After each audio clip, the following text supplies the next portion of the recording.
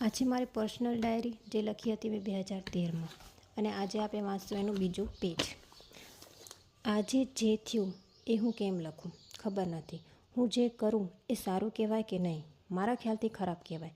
કારણ કે આજે શનિવાર છે અને સોમવારના મારું પેપર છે. આજે રજા હતી અને મેં આજે કાંઈ નથી વાંચ્યું, ખાલી હિનાળીના મોબાઈલમાં AM જોઈ. હું જ્યારે જોઉં ત્યારે મને ગલત ના લાગે, જ્યારે જોઈ લઉં ત્યારે પસ્તાવો થાય કે કાં જોઈ. મને લાગેલું કે આ ઉંમરમાં જોવાનું મન થાય.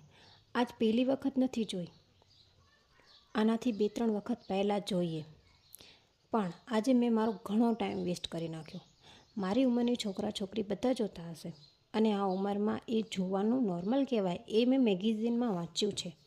પણ તોય મને મારા માથે ગુસ્સો આવેલો, કારણ કે મેં મારા માથે કાબૂ ના રાખ્યો. આજથી હું મારી જાત સાથે પ્રોમિસ કરું રહી કે આજ પછી હું ક્યારેય કેના ભેગી કેના મોબાઈલમાં નહીં જોઉં. ભલે ગમે તેટલું મન થાય, મને મારા ઉપર કાબૂ રાખવું છે. હમણાં કાબૂ રાખતા નહીં શીખું તો ક્યારે શીખીશ? તો આજ મારી સાથે પ્રોમિસ. કાલ હું 12 વાગ્યા સુધી જાગી. ટીવીમાં એક S વિશે પ્રોગ્રામ આવતો હતો, એ જોયો. મારી મમ્મી વઢી કે આવડી વાર ટીવી કાં જોરી. એટલે હું આજ પછી કદી નહીં થાય. આજ પછી કદી નહીં થાય, ભલે કાંઈ પણ થાય. S વર્ડમાં મને જરાય ઇન્ટરેસ્ટ નથી. I hate S. Okay, by.